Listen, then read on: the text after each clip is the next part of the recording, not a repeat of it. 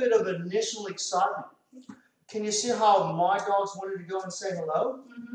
Mm-hmm. And so does Riley. So that's good. Oh, you're gorgeous, Riley. Back, Murph, sit down. We're going to do something back to front tonight, guys. Yeah, see if you can settle down, Riley. Good. So can you guys see how all the dogs want to go and say hello first? And that's what happens when we get home. All the dogs want to meet and greet first, but if they meet and greet first, they're controlling the introductions and they're being the boss. So we want our dogs calm first, and then we're going to control the introductions. That's good. Now that's perfect, Jada. Now what I like there is that Riley's sitting there on a loose lead, and sit Riley down again if you can. Sit. Good boy. Now there's two ways to introduce a dog: on lead and off lead. Yesterday morning and on the videos, if you look back, you can see how to do it on lead. That's where we control the introductions. We're going to do something a little different tonight. Jada, I'm going to get you to bring Riley into the middle. See if you can put Riley in a sit-stay, and then I'm just going to let my dogs come and say hello and move away. So see if you can put Riley in the middle. Good. Just anywhere there. Put her in. Sit. Murph, get back. Not yet. Murph. Sit, Riley. Sit. Good. Hey. Sit. Now put him in a stay. See, he wants to come and say hello. Sit. Good. Stay, bud. Good. Stay. And move away if you can. Stay. That's it. Good. Beautiful hand commands. Good. Now I'm just going to let my dogs go. Okay, go see. Go say hello. He's overwhelmed. Hey, settle down.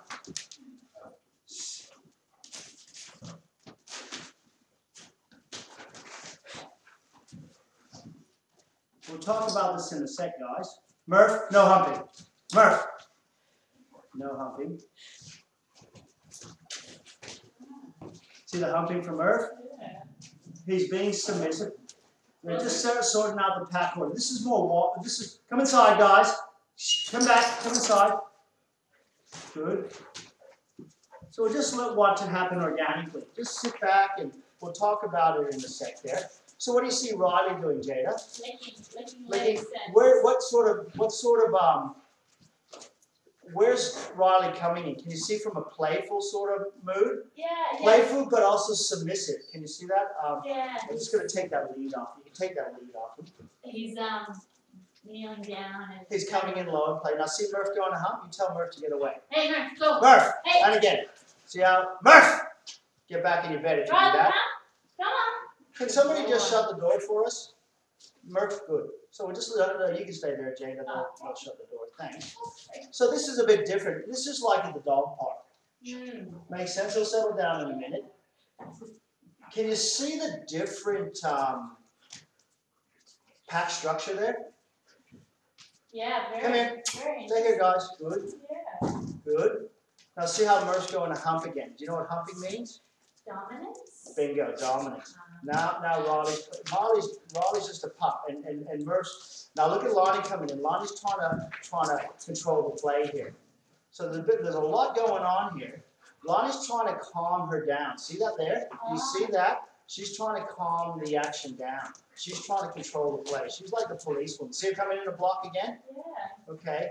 Now if you see, we're just the referee here. If we don't like what we see, we can break it up. Riley, come back here. Come on, guys. Murph. Riley, come. Come inside. Good. They're just running outside for a little bit of a romp, guys. Good. Okay, so right now, when the dogs are running around, we don't do anything. We let them play. When do we jump in? When we see that. See that there? Yeah. Riley sees that as play. See again, Riley coming in, trying to break it up. Yeah. What will also happen here, if the play escalates, which is starting to, it'll turn into play fighting. And play fighting can turn into real fighting. So again, we got to control the action here, guys. Riley. So we're going to bring them back in now. So right now they're off lead. It's springtime. It's like they're in the water. In a minute we're going to growl and we're going to settle them down. Okay. So the kids are going to go back to the classroom. Does that make sense?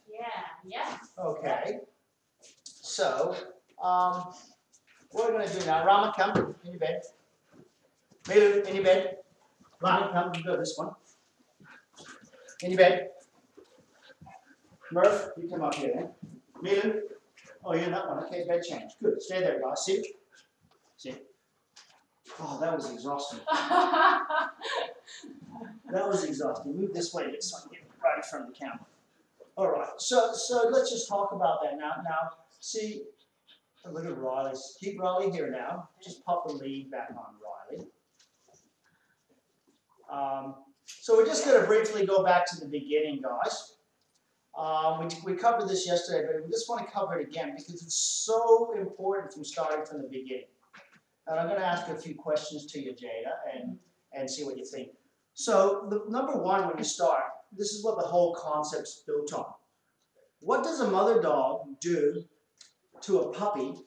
What does an adult dog do to a younger dog when the puppy comes in and wants to play, and the older dog doesn't want to play? What's the first sign the older dog does that says stay away? Before the growl. There's a sign before the growl. What is it, guys? First thing they do, and it's kind of similar to humans, they stiffen. They stiffen, tense up. So as soon as a dog tenses up, it's saying it's uncomfortable, stay away. If the stiffening doesn't work, what comes next, guys? There's something between the growl and the stiffening. And it's visual. Eye contact? Well, it's doing that on the first stage. Stiffening is eye contact. So that's the same. Second one is lip curl. Yes. Then the verbal comes. Then the growl comes. The puppy's still naive. It's still growing up. It hasn't learned this body language from other dogs next yet. So what comes next? The growl. The growl. Urgh. I said stay away. What comes next after that? I think the bite. That's right. You're on the, your subconscious is saying this. The nip. Stay away. If the nip doesn't work, what comes next? Throat. Pushing down. The dog, the more mature dog comes in, and what does the puppy do when the puppy understands that it's not play and that the dog is serious? The puppy then submits. Hello. And once the dog submits, this is really important there. So first that was all the different levels of corrections to match the puppy's intensity. Now, the important thing you see here, guys, too, is the clear reward. As soon as that puppy submits by rolling over or even giving a verbal submission, that hurt because it wasn't play. As soon as that puppy submits, what does the mother dog do? What does that adult dog do, the more mature dog? It submits, probably just walks off. Walks off. Bingo, you're spot on. It doesn't go, thank you very much for submitting. It walks off and goes back to its day. Next time the puppy wants to play and the dog stiffens or lip curls, the puppy remembers that and stays away. So right there, that's the nutshell. Now the crazy, silly thing is, what do we do when we see that beautiful, exciting 6-week-old, 2-month-old puppy coming up, jumping on us? What do? We just give it so much love. We give it love because it feels good, doesn't it? Yeah. But you know what we're doing? Basically saying it's okay to be like that. It's okay. So where are we in the pack? We're not top. We're not top. We just taught the dog that us humans are suckers. Us humans, we're below the pack. So then you go through your relationship like that, and your dog is above you. And the crazy, silly thing is, people don't realize that the dog's dominating. They're below the dog, and then when they want to fix an issue, they can. It's that simple. If you want to fix any issue with your dog has to see you as the pack leader. But the beautiful thing about this is you can bring the very best out of your dog if you're the pack leader, because you can always come down and be an equal and a playmate. And the second you say, I want to be the pack leader again, you just create that role again. It's like being a mom. You're a mom. Yep. So you can be a mom to your daughter, but you can also be a best friend. Gotcha. Yeah. So everybody's got the clues in their head. We're just helping them unlock them. So I'm going to just show you a couple of things quickly with Rama. Come here, Rama. So if I growl out, What has he done there? He's submitted. Now I'm going to come in as a playmate. The other dogs might want to jump in too.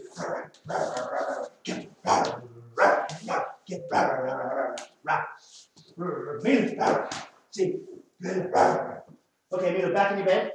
Mila, Rama, up here. Rama. Oh, you get a bed swap then. You can both sit there. Look at that. Both sitting there. Okay. So what we're trying to point out there, guys, is you can bring the very best out of your dog if you're the pack leader, and you can always come down and be an equal and a playmate. So again, we're just going to go back to the beginning. Have we done that sit-stay drill with you? I haven't, no. No? No. So what we're looking to do is this. I'll just show you one of my dogs. Okay. Stay around. The lead is the best tool. We're going to talk a bit more in detail about choke chains and different leads and harnesses. But the trick here again, guys, is having a loose lead. Now, if I have a loose lead, how do I know when my dog's pulling if my eyes are closed? I feel it right here. The problem people do is when they feel the lead pulling, they pull against and they pull the handbrake. So they're teaching their dog to pull. The trick you got to do is teach your subconscious and your conscious the second you pull a lead to give it a check. And that's the key. Okay. But we're going to come back to the sit-stay drill. So I'm going to ask Milo to sit. Sit. Good girl. Now, this is what good girl, good girl. When am I rewarding her? This is so important. I didn't reward the sit. I rewarded the mind and the eye contact. Because a lot of dogs will be pulling and excited, and you'll tell them to sit, and they'll sit, but their mind is still over there. I want to kill that dog. I want to go and play with that dog. Whatever that mind is, that mind's there. They sit, and then we reward that mind. Big mistake. So after they sit, we want to give them a reward, because everybody works better with positive reinforcement. Now, I'll call that right now with Milo no man's land. Is she doing anything good? Is she doing anything bad? No. She's in no man's land. So there's no correction and no reward. Now I'm going to get her attention by moving. Good girl. Then I'm going to walk to the other side, having my lead here in case she moves. Good girl. Good girl. The trick when you start this drill is having a loose lead, and if you think your dog's going to move, watch my hand work. I'm going to slow it down. I swap hands. So when I come around here, if she does move, I can give her a check, which will be a physical little check and a verbal. You'll never see me pull a dog off its feet. So if the lead's tight, it'll be a quick check.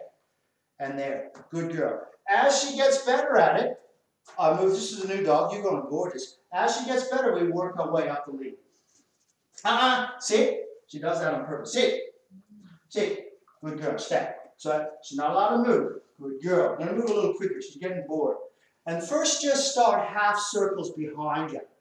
Good girl. She's about to move there. Good girl. If you start to walk in front when you start this drill, they think they want to follow us. So behind's better. And what we're trying to do is get the eyes to follow us, not the bottom. Because if I walk over here and then she picks her bottom up and starts to follow me around, she's doing something good where she's following me, but we don't want her to move her backside. So good girl. Then once she gets that, good girl, we can move further and further away. You are so good. You are so good. So I'm just going to put Milo away for a sec. Come, gorgeous. Up. See? There. Rama. Give me. Good boy. Come. So same thing again with Rama. Sit. Sit. He didn't sit right away, so I came in a little more assertive real quick. If you ask your dog to do something and it doesn't do it in a fraction of a second, you got to quickly up your assertiveness. Because if you, every second that you ask them to sit and they're not sitting, they're quietly challenging you. Good boy. Look at the eye contact. Good boy. Now we're going to bring the next stage of this drill in. Well, hang on, I got an itch.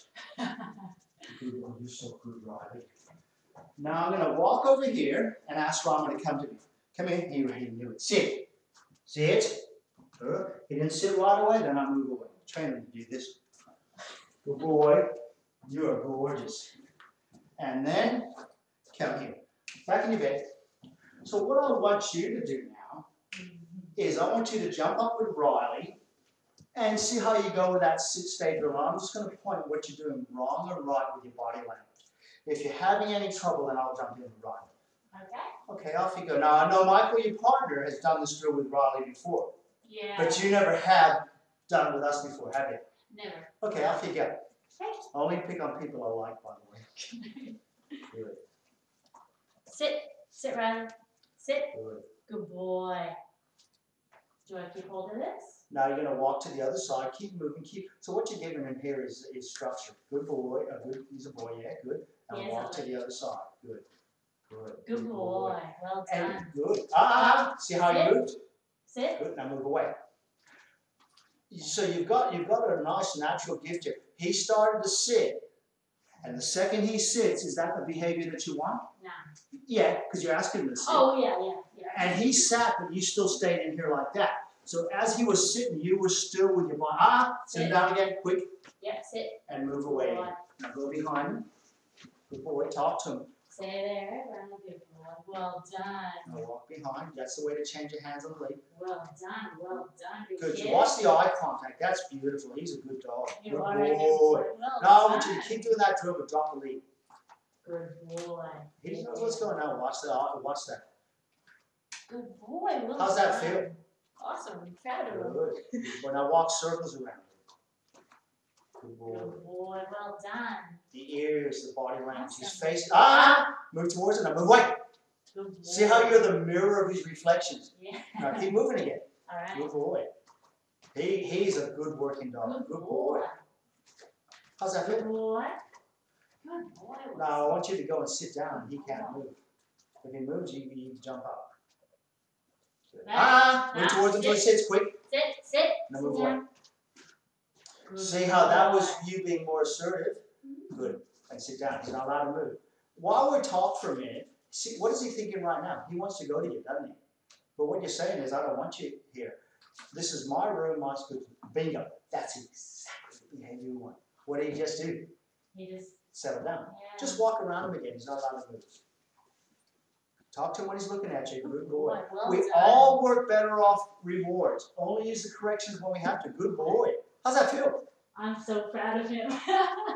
Good boy. Look at his ears. He just let sit down again. You're my best friend. Yeah, and then after you go around, sit down again, and then we're going to just talk a few things. While he's sitting there, we're just going to answer a few questions that come in online. And what's key here is making your dog wait is so important. Because when your dog's waiting, you establish yourself as a pack leader. Now he's looking. He just saw somebody move back there. He's allowed to be curious. Stomp your feet like that. Good. Sit. That's scary. Sit down Down you again go. Down. Sit. and move away. I want to get his attention, but that actually spooked him. Mm. Okay, good boy, and then he'll settle down again. So we got a couple of questions from the message board. What was that question, Mara? Well, we got a question from Java Kanavu. She said here directly, what do I do when my dog barks at other dogs or specifically cows as we drive by? It's totally annoying and he doesn't stop when I tell him to at all. Okay. What was her name? Java Kavanu. Java. So what you got to do is when your dog's barking, they tend to bark whether it's driving in a car, whether it's at your house, they hear a noise. What are they doing? Let's ask Jada. What do you think they're doing? I think they're protecting or You're going really well. They're protecting what? us, me. And what else are they protecting? Their person is. They're protecting the premises. They're protecting us. Mm. Here's the question you got to ask yourself. Did you ask for protection? No. Mm. So what have they done? They've created a job Okay. to protect that. Mm. And this is important to, you're at home, most of the times, 99 times out of 100, your dogs hear a noise, and what do? Bark. Brr. And what do you tell them to do? No.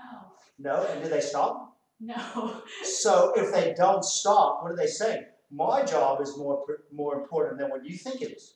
Yeah. So we have to reverse that. As soon as they bark at something, and you as a pack leader know who it is or what it is, what are you going to tell them to do? Be quiet. But they go, no, I'm more important. I gotta bark at that cow. Mm. So if they're barking and creating a job and you tell them to stop, it's so important they're not recognizing you as a leader. As soon as you reverse the relationship, which is quite easy to do, you can stop that. But they think their job is more important. Now you escalate that barking dog into wanting to attack another dog or whatever. You got to change that around. Now remember the mother dog and the concept that we just started about. If you tell your dog no and it doesn't stop, you have to up your assertiveness. And the crazy silly thing is, when you're driving in the car, it's not the best time to try and discipline your dog because you're gonna crash.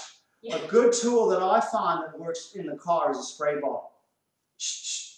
No, shh. No first. If they don't stop, then the spray bottle. That's like the verbal, then the leash check. But that might not work all the time. So, but where it starts is at home. I'm sure your dog is not barking just in the car, but as soon as it starts to bark, and you tell it to stop and it doesn't, you have to up your assertiveness by, again, moving towards the dog. But what happens sometimes, it starts barking, you move towards it, and it avoids. It runs under the tables, it runs under the chairs. So it wins that round. It happens today. Happens? Today, yeah, exactly. You know, it's so simple to fix. Just put a lead on the dog. Oh, in the house. In the house. Oh, okay. A nice long piece of rope, so it's not scratching the floor, it's not getting tangled on anything. They start to bark and you tell them no and they don't stop. You grab the lead, and you walk them back to their bed, sit, stay. Anything your dog does is not its right, it's a privilege. Whose house is it? It's our. Whose front door is it? Not his. Whose car is it? My car. Whose couch is it? Whose bed is it? It's ours. You don't have the dog in the bed, do you? Oh, I can see you're guilty. Now, you can have your dog in the bed, but you're creating a byproduct. Be comfortable with a byproduct.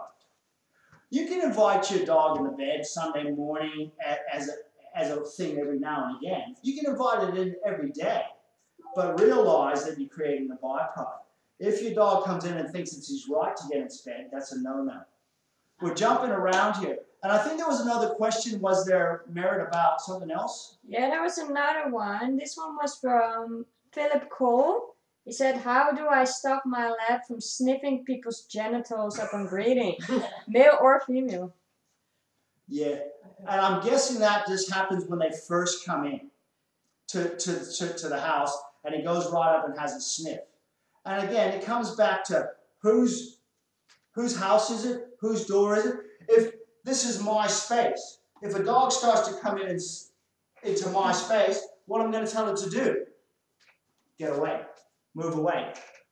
So you've got your dog, and it's like a jumping dog coming in. If it's coming in and starts to jump on you, what are you going to tell it to do? Get down. So what I would do if a dog's coming in, starting to sniff me or crowding my personal space, I'm going to be another dog and be a little assertive and move it away. If I just met you and came in like this, how you going, Jada? My name's Chris. How's that feel? Awkward. Awkward. Yeah. Why do people let dogs get away with coming in their personal space? Because they love them. Yeah. The general thing's a little bit different, but the same principle. Claim your space. So if that log, and the labs tend to come in, typical probably lab, they come in, I call labs, they come in excited, friendly, with no manners. But what you got to start doing is being strict. When you see that happening with your guests, get them away. But the important thing too is your guest can't put an energy to invite the lab, because it will do that. But if the guests come in more like a top dog, he's going to be less likely with a bit of practice to come in and do that. Okay. Look at that. Now I'm gonna give Riley a bit of love. Do you mind? For my needs. You are gorgeous. You are so gorgeous. Hello. This is for my needs, guys. Hello. You are so good. All right. So what's important here too is I'm giving love. I'm oh, you want some more. So right now, what's my energy? Who am I? I'm not the pack leader anymore. Hello, gorgeous. Oh, hello. I'm a playmate. Yeah. And oh, you want some more. You want some more, hey? Oh, you want some more. So the more I do this, the more I'm inviting Riley into my personal space. But right now is okay. And you can do that. You can bring the, hello, gorgeous. But as soon as I say, I'm the pack leader again, oh, hello, hello, hello. See how she's, see how, is it a he? Yeah. It's a he, yeah. See how he just started leading into me, and he's giving me his backside? He's quietly dominating me. Even though I'm giving the love, he just started turning around. Give me, give me. He does that a lot to me. So that's dominating. Oh, right. Or if they lean on you, again, if I, no, pretend I'm a dog. I'm coming in, and they do this. Now pet me. I've just come into your space without being invited, and what do most people do? Okay, so multiple times a day your dog is quietly dominating you. Again, we're going to cover that in another issue.